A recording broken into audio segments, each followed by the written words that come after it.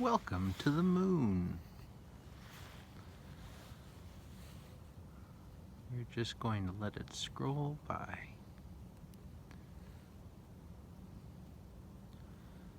All of the fuzziness that you see happening is the result of currents in the atmosphere. And when we have a lot of active currents so that everything is moving around like this, we call it poor seeing, and that's what we're seeing right now. But it is very clear.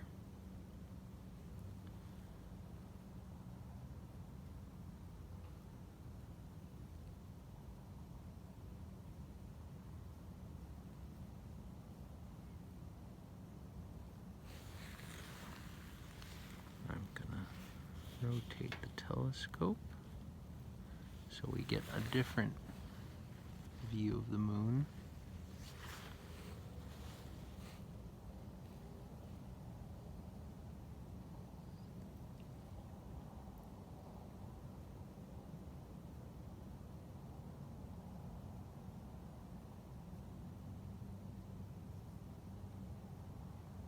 So all of the little straight lines that you see everywhere are actually the ejecta from impacts that threw material in a straight line along the path of the asteroid that hit the moon.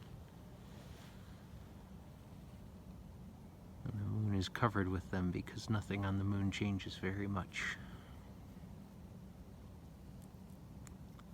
Sometimes robots visit. A few times people visited, and most of the time it just gets hit by asteroids. But nothing much visits anymore. Most of the impact features on the moon were formed a very long time ago, and you can tell how old something is by how many layers of other impacts are on top of it.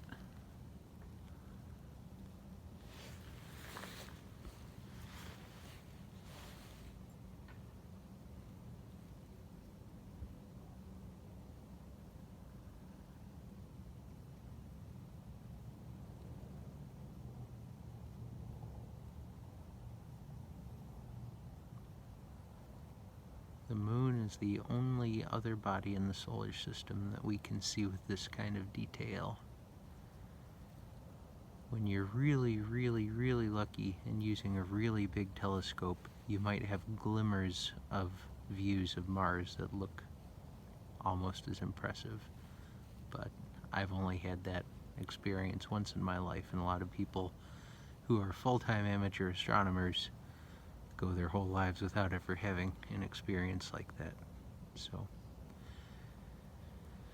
astronomers get pretty frustrated with the moon at times. It's very frequently butting out everything else in the sky that we want to see and making, the moon is the #1 source of light pollution. So when it's up, there's not a whole lot we can do with a lot of dimmer objects like galaxies and nebulas.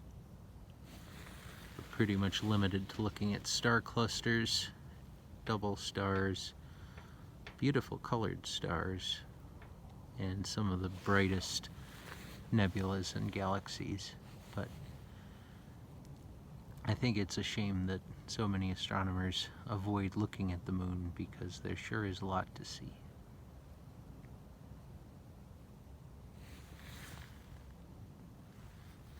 Whoa!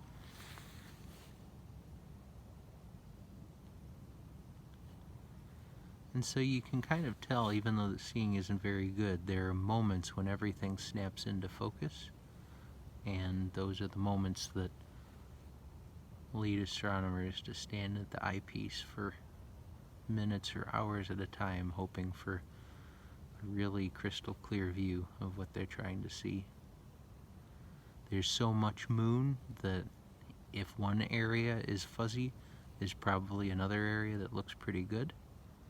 But with some of the smaller objects we look at, which is most of what we look at, there's not really anything to look at except the object, and if that object is in part of the view that is blurry, then you just keep trying and keep trying and keep trying.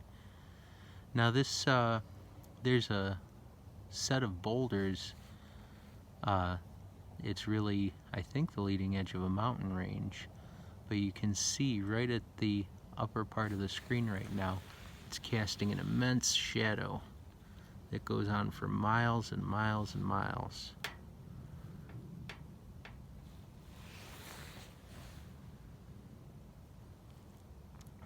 The one time that I think astronomers are fairly justified in not looking at the moon is when the moon is totally full. It's still good to look at once in a while, but it's very flat. You don't get any of these shadows, you don't get any of the three-dimensionality that you get when the moon isn't full. And as you can see, the moon is a whole place with a beauty all its own, and when all you're seeing is a spotlight beaming down on top of it, you don't get the sense for what that really feels like. Whoa, sorry.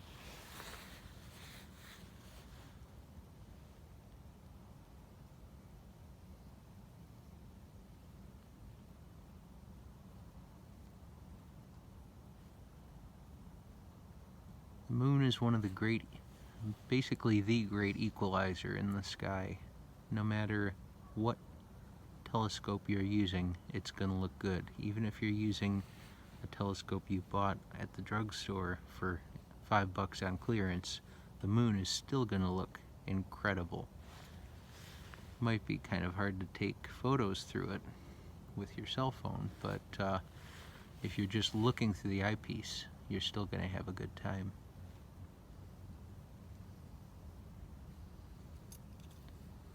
People see photos that we take of the moon with cell phones through small telescopes, and they say, how much did you pay for that telescope? And sometimes you say $3 at CVS, and you're only fibbing a little bit. But the moon is really easy to observe, and it's really rewarding for most of the month, each month. There's just nothing else like it that we can look at with the telescope.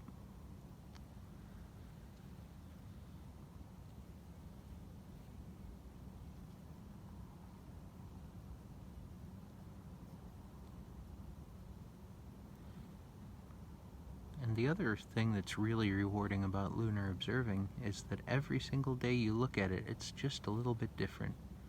One day, this crater will have, see that big crater whose name I can't quite recall. It has that large shadow at the top. Tomorrow, it's going to have the sun beating down directly into the center, and that shadow will be entirely gone. Likewise, stuff that is just barely peeping out of the darkness right now is going to be in full sunlight tomorrow and casting shadows, or maybe letting light rays through to the parts of the moon that are still in shadow. So even looking at the moon hours apart gives you a totally different view of the stuff that you looked at earlier. So you could be looking for a very long time without ever seeing all of the exciting stuff. A friend of ours who's been observing the moon for roughly 70 years just found a feature that he calls the Shining Mountain, a mountain that stands out on the edge of the moon and glows in the darkness only a couple days out of each month, and only about 1 month out of 6, because the moon actually tilts a little bit this way and that in its orbit. So no matter how long you do this, you'll keep finding stuff that is new to you and really incredible to see.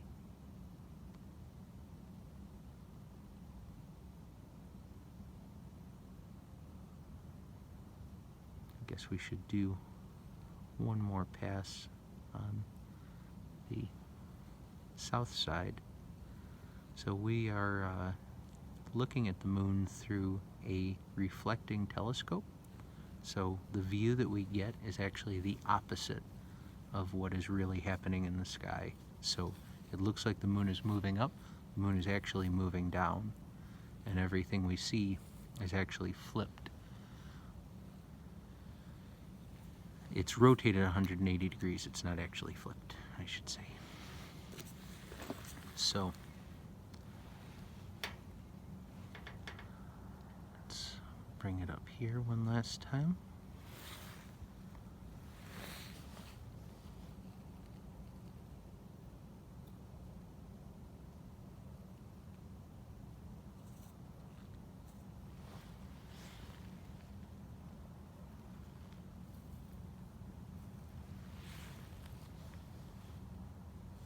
So it turns out that the side of the moon that faces us, it may seem like it has a lot of craters, especially in this part of the moon's surface, but when you zoom out, it's got all these flat areas without giant impact craters. If you go to the other side of the moon, all you see is craters. There's none of these big flat dark Maria. And the reason for that is that the moon is always facing the Earth. And in the early days of our two-body system, the moon actually acted as a shield protecting us from a lot of the big asteroids that were coming towards us. And likewise, the Earth protected the side of the moon that was facing us. The Earth's gravity also squeezed the moon, causing more lava to come out on the side facing the Earth. So the combination of those two factors means that the other side of the moon is all highlands, no lava flows, and incredibly covered in impact craters, whereas the near side has the familiar smooth pieces that make up the man in the moon and the rabbit in the moon and all the things that humans have been seeing up there for all these years. Well, I hope you enjoyed our little tour of the moon. I want to leave you with a new thing that I saw tonight that I've never seen before. Right in the center, in the middle of the line between darkness and light that astronomers call the terminator. It kind of looks like an upside down llama to me, so that is now my moon llama. Hey, if Cassini could have a moon maiden, I can have a moon llama. Maybe it's more of a giraffe, but anyway, it's mine. And it'll only look like that on this day of the month, each lunar month. So I won't see it again for at least 4 weeks. Well, I hope you've enjoyed this. Have a good night. Signing off.